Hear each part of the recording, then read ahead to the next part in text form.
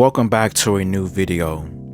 Today's review is on Only Murders in the Building, Season 4, Episode 4, entitled The Stunt Man, with the official synopsis being: Charles, Oliver, and Mabel delve into the particular universe of stunt people.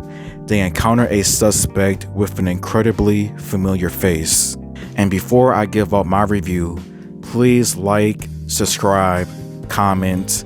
All of my socials are down in the description, so give them a follow. Episode 4 was not a bad episode. It featured a number of crazy moments, shady activities, and a crazy ending that just has me wanting episode 5 now because of anything that could possibly happen. So here we go. As this episode had everything in here, from the Arconia to the West Tower, a brand new locations, with the exception of Hollywood, of course, it doesn't matter. Charles is still having nightmares, is still worrying about Sazz's death, as there are just a lot of unresolved questions that needs to be answered, such as what was Sazz investigating at the West Tower, what was Sazz investigating altogether, and as well as just things that we still don't know about Sazz as a person. The second murder board being added in here makes a lot of sense, since there is a variety of new characters in this season. A new second board makes a lot of sense because anything could happen, new suspects being added, the number of possibilities is unlimited. But the trio does get a huge break when it comes to finding out where to investigate next, such as Sazz's secret Instagram. On the day of her death, she visited a special place to her heart, the Concussions Bar, a bar for stuntmen that has been opened since the Civil Rights Act of 1964. Interesting, but you never know. The welcoming of the trio at the bar is pretty mixed to negative. No one wants to speak to them. Nobody really respects regular faces, as stuntman has to do all of the crazy and dangerous work, and the whole vibe of them is understandable, because why are y'all here? What's this for? We're not saying nothing about Sazz or whatever. Paul Rudd making a special appearance as Ben Glenroy's stunt double. It has some funny moments altogether, like him working for 15 years, but after losing Ben and losing a number of opportunities, him just losing it mentally just makes a lot of sense. And it's sad when you think about it too. Like, it's just sad all around, but that's life. Anything could happen. Anything is possible. But the Concussions Bar did open up a number of new people to possibly go back to. Dr. Maggie, a well-known chiropractor to stunt actors who could possibly fix anybody when it comes towards their injuries. Some people suspect that Dr. Maggie could possibly be Helga because of their voice similarities and a few other things. A part of me is like 50-50 on that theory, but with this show, you just never know. Her segments with Charles had some interesting moments, as she did reveal a number of new information that Charles didn't know about. Like Sazz was retiring. That might be what the sensitive information from season 3 that she was trying to tell Charles was, that she was finally retiring and going on towards her paradise.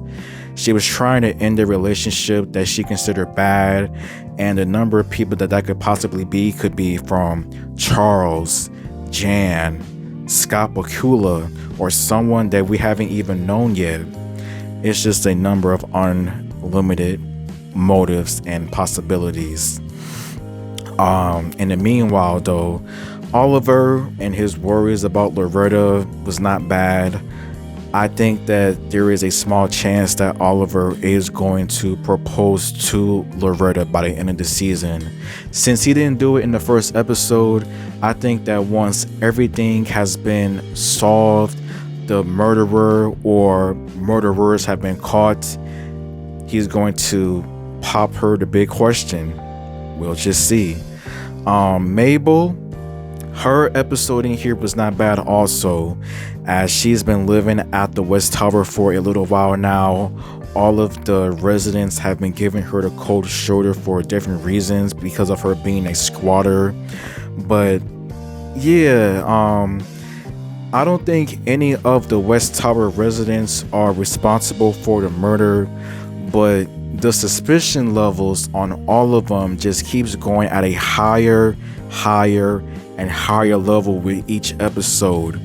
As them talking about they have been illegally subletting apartments for a long time now because of Dudinoff. I don't know how true that is. It could be true, but at the same time though, Dudinoff renting all of those apartments is a little bit fishy. Like, why does someone need that many apartments? I still think that they are doing something a lot more illegal, and I think it has something to do with ham because of Dudinoff, like an illegal ham business. Ham radios are mentioned, but they don't talk about it. Helga is also mentioned about being Rudy's Christmas guy crazy ex, but the way that they talk about her is a little bit off-putting as well too. I think Helga, whenever she is introduced, she knows a lot more about what is going on. I think she knows a lot more about the murder. She just knows a lot more about the Westies, what the hell they're doing, Sazz's murder. I can't wait for Helga to be finally revealed, because she needs to be revealed, because what is going on? But the Westies are just suspicious all around. I don't trust them one bit.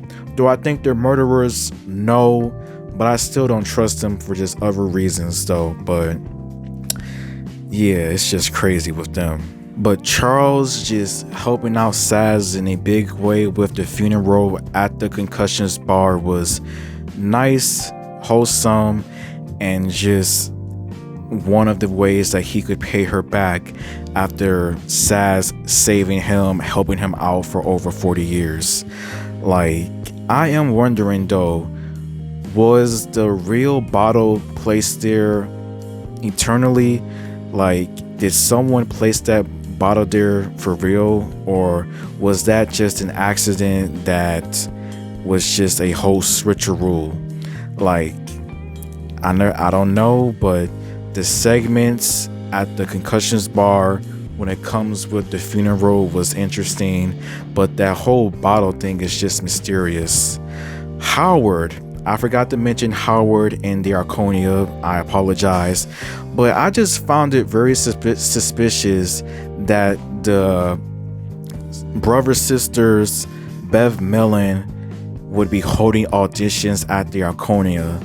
Like, why, if they were to hold auditions, weren't it be like at a bigger location, at a well-known establishment?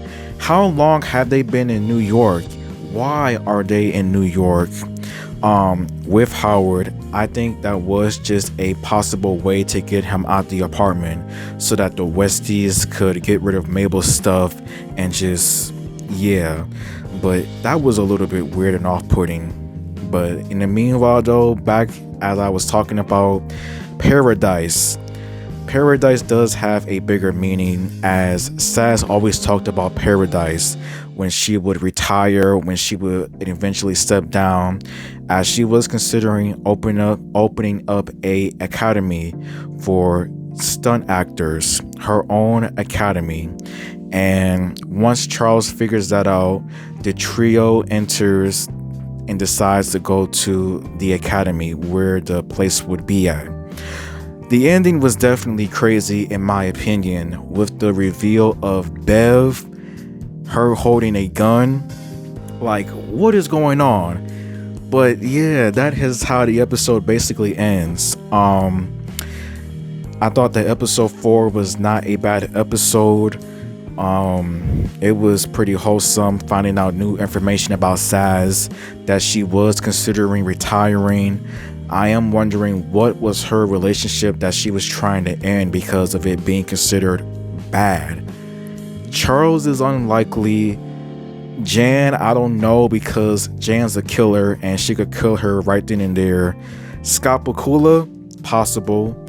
Somebody new, you never know. But hey, the Westies, very suspicious. Their suspicion levels keeps going up with each episode, and I don't know. Like, I really don't know. I really want to see Helga because I think Helga knows a lot more than they're letting on, of course. Why they're trying to not say anything is fishy. M. Dudenov, like, what is he about? It's just crazy all around. I can't wait for more stuff to be revealed about them. Yeah. But why was Bev Mellon at Sazz's Academy? Some of my possible theories that I have is she is just trying to find more information about the trio, more information about things that could help out the movie.